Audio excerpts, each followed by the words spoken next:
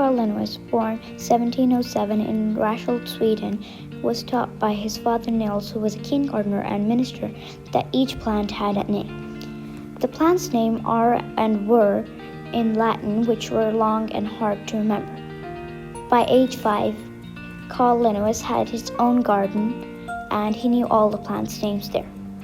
During school, paying attention to his lessons, he was more interested and occupied in remembering names of plants. Due to his interest in plants and nature, he was encouraged by his tutor, Johannes Benson Rothman, to study in medicine. In 1728, transferring from the University of Lund to Uppsala University, where he studied medicine from plants, animals, and minerals.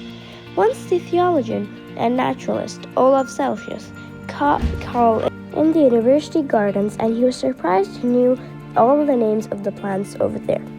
So as a reward, he allowed him to use his library and offered him a place to live at the university since he had very little money. During this time, Carl Linnaeus wrote an essay which impressed Olaf Rudbeck, and he offered him a job as a professor in botany. Alas, in 1732 to 1735, Linnaeus traveled throughout Sweden, particularly in Lapland and northwest Sweden, in order to record and collect information on the country's natural resources. Finally, in 1735, he traveled to the University of Harderwijk in Holland, where he very quickly took his medical degree.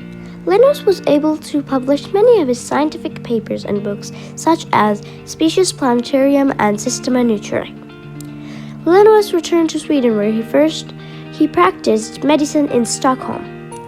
Then, after marrying Sara Lisa Maria, he became a professor in botany at Uppsala University in 1741. Linnaeus was both popular and influential as a professor and a scientist. It was due to his influence that the Royal Navy sent naturalists on their voyages, including Charles Darwin. In 1747, Linnaeus was appointed chief royal physician, and he was knighted in 1758, taking the name Carl von Linné. Linnaeus suffered from illness towards the end of his career, and just a few years after retiring, died on 10th January 1778. Not only is Linnaeus considered the father of taxonomy, he was also a pioneer in the study of ecology. He was one of the first to describe relationships and their environments.